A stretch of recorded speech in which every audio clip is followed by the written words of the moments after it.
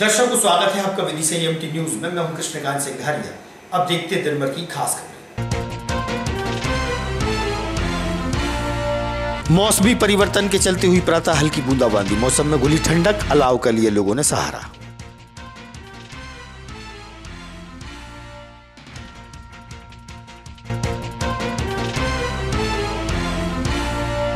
और गुरु नानक जयंती के अवसर पर पंजाबी समाज द्वारा धर्मशाला में हुआ आयोजन, बड़ी संख्या में लोग लंगर में हुए शामिल। पंजाबी समाज ने धूमधाम से मनाई गुरु नानक देव की जयंती।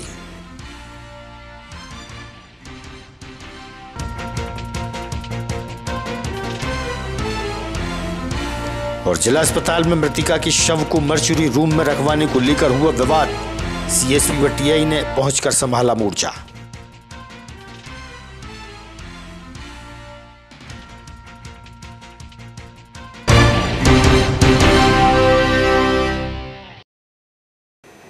अब खबर विस्तार से।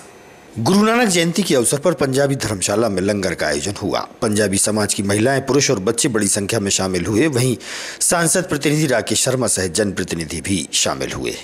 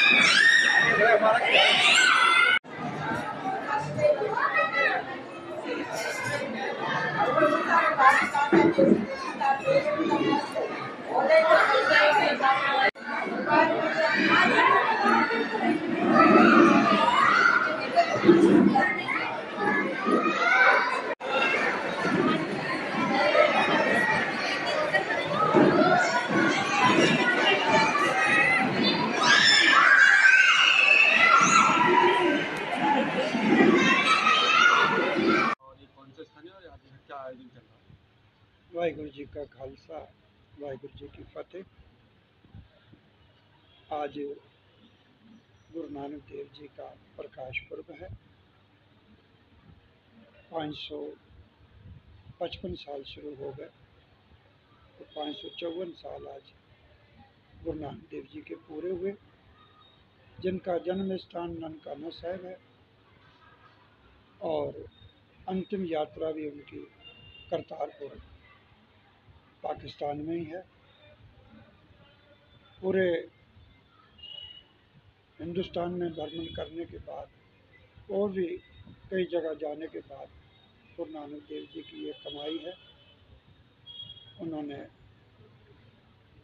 वाहिगुरु नाम मंत्र का प्रचार किया, सतनाम का जाप जपाया, तो चारों वर्णों को एक कराया। हर धर्म में इंसानियती मानवता इसका प्रचार किया और अपने कर्म पूरे किए। सो गुरु साहब का आज प्रकाश पर्व है। आप सभी नगरवासियों को, धर्म प्रेमियों को, गुरु प्रेमियों को, नाम लेवा गुरु संतों को बहुत बहुत बधाई। गुरु के दर से, गुरु के घर से गुरु सबका सहाय हुए और जिसको हम पूर्णमासी से पूर्णमासी तक 28 अक्टूबर से ये पावन दिन अमृत वेले की सेवा, गुरु का जाप जपते हुए, गुरु की वाणी का पाठ करते हुए, सभी संगतों को जोड़ते हुए चाय की सेवा, नाश्तों की सेवा, नगर भ्रमण की सेवा।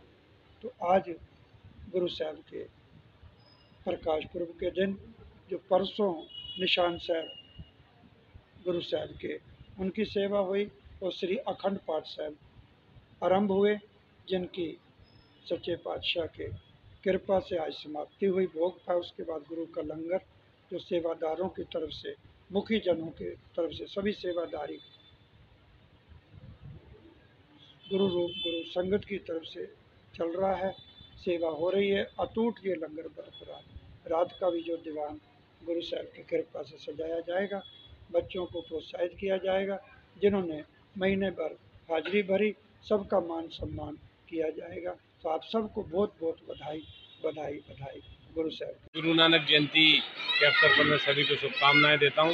श्री सिंधी समाज द्वारा आयोजित कार्यक्रम में मैं यहाँ पर जो भंडारे का आयोजन हो रहा है सभी को बहुत बहुत शुभकामनाएं देता हूं, बधाई देता हूं। जय हिंद, जय भारत। मैं रवि तलरेया, ऑडिटर, पूज्य सिंधी पंचायत। आज गुरु नानक जी की जयंती पर भंडारे का आयोजन रखा गया है और सभी समाजजनों एवं शहर के सभी शहरवासियों ने आकर भंडारे पर प्रसादी ग्रहण करी और झूलेलाल मंदिर में आज मैं पूज्य सिंधी पंचायत अध्यक्ष दीवान मंगतानी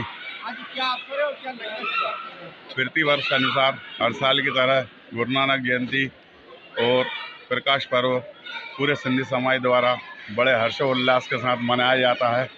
इस पर्व में हम प्रभात फेरी का आयोजन भी करते हैं, नगर कीर्तन का आयोजन भी करते हैं और भंडारे का भी आयोजन करते हैं और सभी नगर वासियों को प्रकाश पर्व की ढेर सारी शुभकामनाएं। हादसे में युवती की मौत होने के बाद शव को पीएम के लिए जल अस्पताल में लाया गया था। मर्चुरी रूम में रखवाने को लेकर अस्पताल चौकी में तैनात एएसआई प्रेम नारायण साहू और ड्यूटी कर रहे डॉक्टर के बीच कहासुनी हुई। इसी बीच नर्सिंग स्टाफ के सदस्य राकेश और एएसआई के बीच तीखी बहस हुई। इसी बीच चार्ली वाहन राकेश को कोतवाली ले गया, जिससे अस्पताल का पूरा नर्सिंग स्टाफ नाराज हो गया और अपना कामकाज बंद कर दिया। मौके पर सीएसपी व टीआई ने पहुंचकर दोनों पक्षों से आवेदन लिया और मामला शांत कराया।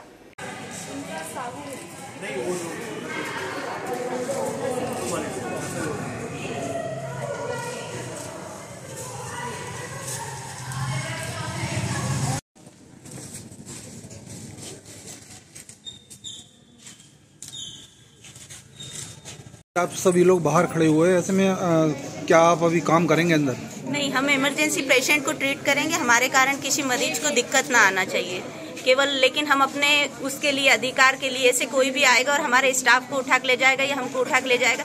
जब रात दिन यहाँ पे पेशेंट और उनके अटेंडर और दूसरे लोग आके बदतमीजी करते तब ये पुलिस एक्शन में क्यों नहीं आती है? अपने लिए एक्शन में आती है, बाकी लोगों के लिए एक्शन में क्यों नहीं आती है? अभी आपने सीएस और आरएमओ को बताया क्या? सीएस सर और आरएमओ सर को इन्फॉर्म है, सर और आरएमओ सर दोनों आ रहे हैं। जी, मेरा नाम संध्या यादव है, मैं नर्सिंग ऑफिसर हूँ जिला हॉस्पिटल विदिशा में। आज यहाँ पे हमारा जो नाइट स्टाफ था वो नर्सिंग ऑफिसर राकेश लोधी, उनको जो नाइट पुलिस चौकी में जो नाइट ऑन ड्यूटी स्टाफ था नाइट में पुलिस वाले, उन्होंने उनको ज़बरदस्ती मॉर्निंग में कुछ डेड बॉडी आई थी एक, उसके कारण उन्होंने हमारे नर्सिंग ऑफिसर राकेश लोधी के साथ बहुत अभद्र व्यवहार किया और उन्होंने ज़बरदस्ती राकेश लोधी को बिना आरएमओ सीएस सर को इन्फॉर्म किए पुलिस चौकी लेके गए, जो कि ये जो ऑन ड्यूटी स्टाफ के साथ ठीक नहीं है। अभी हम लोग यहाँ पे बहुत पूरा स्टाफ नर्सिंग ऑफिसर बाहर था, लेकिन अभी उन्होंने एसपी सर ने हमें बोला है कि हम लोग शाम को 5 बजे तक उनके खिलाफ कार्रवाई करेंगे, इसलिए सारा नर्सिंग ऑफिसर अभी काम पे चला गया है। आज हम शाम के 5 बजे तक देख लेते थे, उनके खिलाफ कोई कार्रवाई नहीं होगी तो कल पूरा नर्सिंग स्टाफ फिर से बाहर निकलेगा। क्या नाम आपका? मैं संजय ठाकुर नाम है मेरा, मैं जिला हॉस्पिटल में गार्ड की पोस्ट पर पदस्थ हूँ। क्या हुआ अभी मॉर्निंग में? सुबह 7 बजे से मेरी ड्यूटी है, सुबह 6 बजे शायद एक बॉडी आई थी जो कि एक्सीडेंट हुआ है अपने ज़िले में। उस बॉडी को लेके पुलिस वाले और अपने राकेश भैया नर्सिंग स्टाफ में हैं, उनकी दोनों की थोड़ी बहस हुई और बहस इस वजह से हुई क्योंकि वो पुलिस वाले उनसे है ना गलत तरीके से है ना बात कर रहे थे। चूँकि बात ये थी कि राकेश भैया का कहना था कि इस बॉडी की है ना सही से आप तहकीकात कर लीजिए, जाँच कर लीजिए और मर्चुरी में रखवा दीजिए, लेकिन उनका कहना था कि जब तक इसके पूरा है ना पूरा बायोडाटा नहीं मिलेगा जब तक हम ऐसा नहीं करवाएंगे। तो उन्होंने कहा ठीक है, हमारे को जो काम है हम वो कर सकते हैं। उन्होंने पुलिस वालों ने उनसे ज़बरदस्ती अलग बहुत गलत तरीके से उनसे बात करी, उनसे गलत तरीके से बात करी और उनका तो इतने तरीके से गलत, और उसके बाद में कोतवाली से पुलिस वालों को बुला के इस तरीके से ले जाना गलत। ड्यूटी में जो पुलिस कर्मचारी थे उनका और जो नर्सिंग स्टाफ में था, उनको किसी एक बच्ची के शव को मर्चुरी में रखने की बात को लेकर कुछ आपस में हॉट-टॉक हो गया था और इस कारण से नर्सिंग स्टाफ में आक्रोश था कि उनके साथ अभद्रता हुई है। तो मौके पे टीआई साहब और सीएस साहब आ गए, बातचीत करके वो समस्या को हल किया गया है और जो भी दोनों पक्षों ने लिखित में जो आवेदन दिए हैं उसकी जांच करके और समुचित वैधानिक कार्रवाई की जाएगी। 2 दिवसीय सांची महोत्सव बड़ी धूमधाम से मनाया गया। सांची मेले को देखने बड़ी संख्या में लोग पहुंचे। रायसेन जिला प्रशासन द्वारा पुख्ता इंतजाम किए गए थे। सांची में घूमने के लिए जन सैलाब उमड़ पड़ा।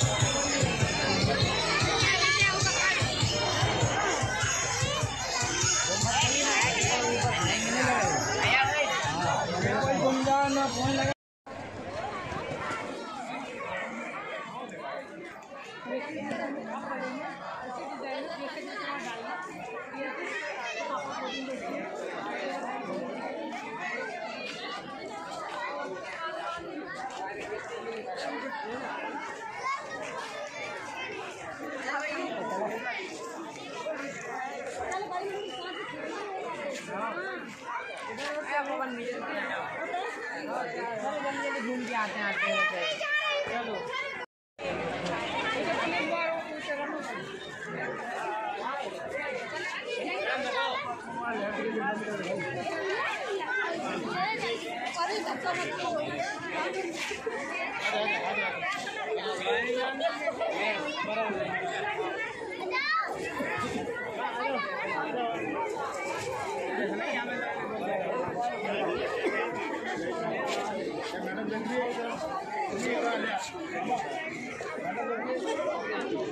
लक्ष्य समिति वाली भाई साइड में हो जाए, लाइन में बन जाए।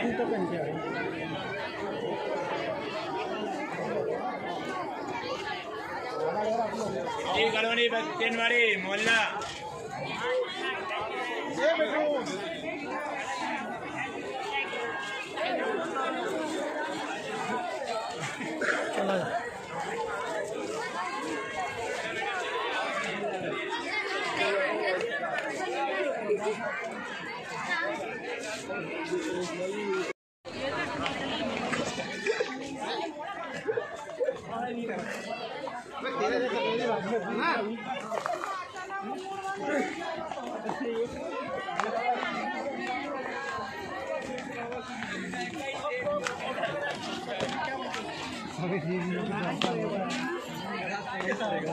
इसी काम बोलते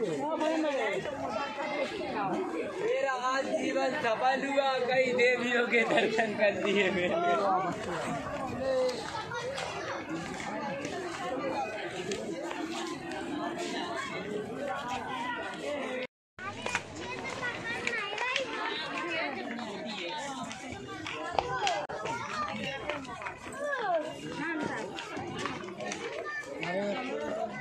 हिंदू चेतना सेवा समिति की बैठक नेमा धर्मशाला में आयोजित हुई।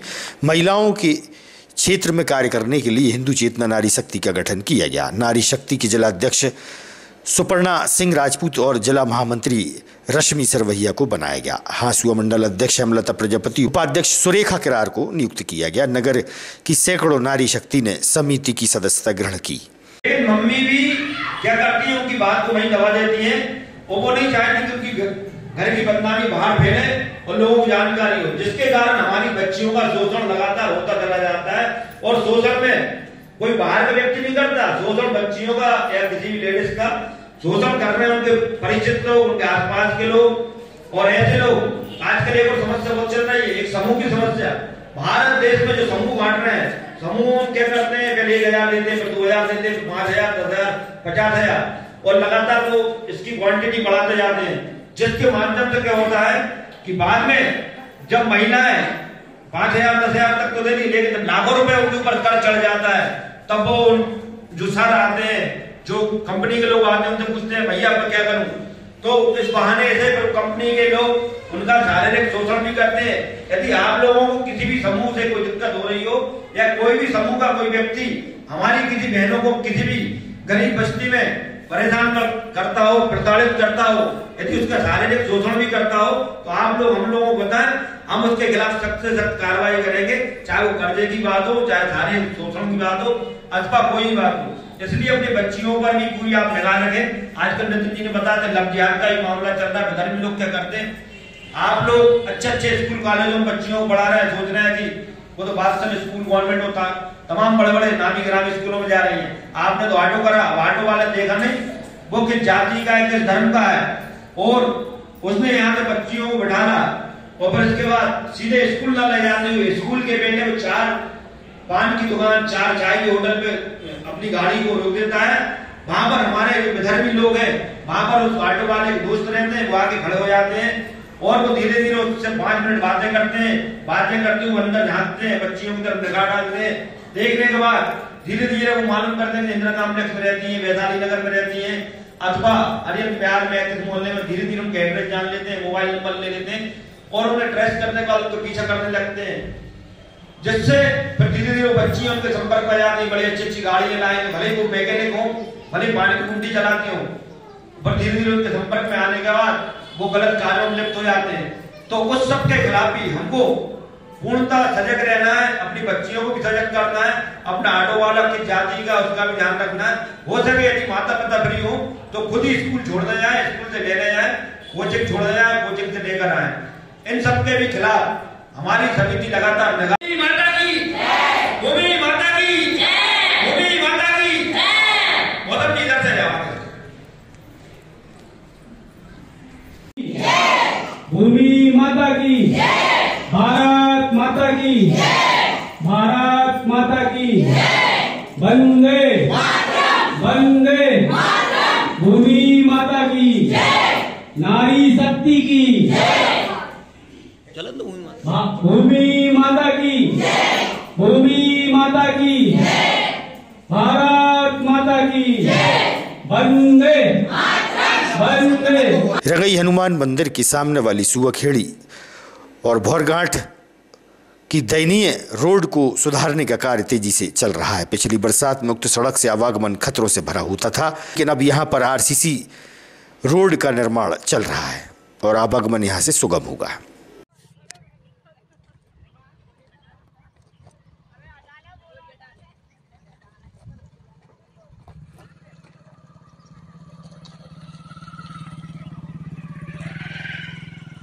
मैं सरदार मनिंदर सिंह संधू। कहाँ से निकल रहे हैं अभी? ये रोड जो है ये हनुमान मंदिर से इधर पहले ये सुअखेड़ी के लिए था ये रोड, मगर ये बाईपास बनने से बहुत इस रोड से फ़ायदा हो जाएगा। अभी जो जिसको बाईपास से जहाँ इधर कहीं जाना होता था शहर में, जहाँ ये इधर बागल के जो गांव हैं उनको वहाँ से अपने अग्रवाल अकेडमी के पास से घूम के आना पड़ता था, मगर ये शॉर्ट हो जाएगा। इसकी ये सोठिया को, सुअखेड़ी को, ये वाला 3-4 गाँव, बाकी शहर के लोगों को बहुत ही सुविधा हो जाएगी और यहाँ जो रहने वाले उनके लिए बहुत सुविधा है। ये बहुत अच्छा काम गवर्नमेंट ने किया है और हम बहुत बधाई के पात्र हैं जो भी बनवा रहा है इसको गवर्नमेंट। बहुत बहुत खुशी का काम है ये, ऐसा ही विकास का कार्य चलता रहे। धन्यवाद। एक बात, कहाँ रहते हो आप? नहीं, अपने मोहनगिरी में। अभी कहाँ पर काम कर रहे हैं? ये अपने रोड का काम कर रहे हैं। कौन सा गाँव है ये? ये अपने रंगाई मंदिर से लग के सुअखेड़ी के लिए जाता है। ये क्या बना रहा है? पुलिया बना रहा है? पुलिया काटन बाल भर रहे हैं अभी और ये रोड बनाएंगे। विधानसभा चुनाव संपन्न होने के बाद 3 दिसंबर को मतगणना होगी। जिला निर्वाचन अधिकारी द्वारा 5 विधानसभा चुनाव की मतगणना की तैयारियां कर ली गई हैं। ड्रेस कोड भी तैयार हो गया है। इस संबंध में कलेक्टर उमाशंकर भार्गव ने दी जानकारी। हमारी 5 विधानसभाएं हैं। 5 विधानसभाओं के लिए हमारे अलग अलग स्ट्रांग रूम है और अलग अलग हमारे मतगणना कक्ष हैं जहाँ पर मतगणनाएं होंगी। प्रत्येक कक्ष में हम 14 टेबल लगा रहे हैं। इस बार हम नवाचार ये कर रहे हैं कि वैसे हमने कॉरिडोर बनाए हुए हैं कि मशीनें कोई गलती से एक विधानसभा के दूसरे विधानसभा में न चली जाए, परंतु जो हमारे भक्तगण हैं जिनको हमने मशीन लाने के लिए ड्यूटी में लगाया हुआ है, उन 5 विधानसभाओं के लिए हम अलग अलग कलर कोड की जैकेट दे रहे हैं। जैसे एक नीले रंग की, एक पीले रंग की, एक ग्रीन रंग की, एक येलो रंग की। इस तरह से सभी विधानसभा के जितने हमारे भक्तगण हैं उनको अलग अलग रंग की जैकेट पहनाएंगे। हमारे जो कर्मचारी हैं उनके पास भी उसी कलर कोड के रहेंगे जिस कलर की उनकी जैकेट है। तो यानी प्रत्येक विधानसभा के लिए हमने कलर कोड फिक्स किया है ताकि कोई भी मशीन या कोई स्टाफ मिले नहीं, सबका अलग अलग रहे। विदिशा में मध्य प्रदेश के अंदर ये पहला जिला है जहाँ पर ये नवाचार किया गया। इसकी तो मुझे जानकारी नहीं, लेकिन हमने अपने आवश्यक को किया हुआ है। मौसम में अचानक परिवर्तन के चलते प्रातः से ही हल्की बूंदाबांदी होने से ठंडक घुल गई। वहीं फसल को भी लाभ होगा तो लोगों ने सर्दी से बचने हेतु अलाव का सहारा भी लिया।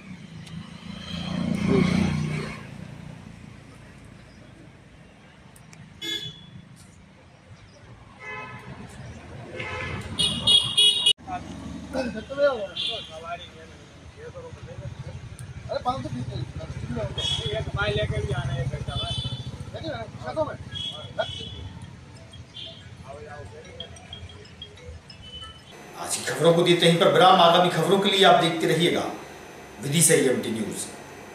नमस्कार।